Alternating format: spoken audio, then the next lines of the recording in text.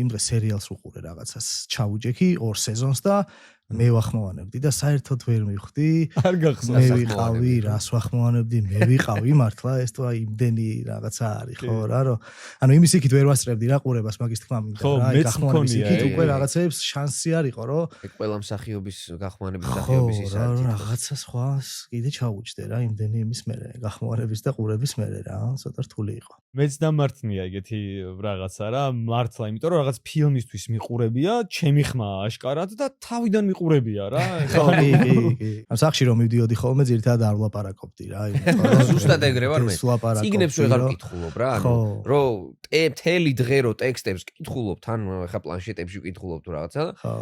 მე აღარაფრის დანახვა აღარ გინდა არც ტექსტის და არც მიკროფონის. ანუ იმ დღეს ვიფიქრე რომ აი რაც მე წაკითხული მაქვს რაღაცა აი ძალიან იდიოტობებიც ხო გაქვს გახმოვანებული რაღაცა აი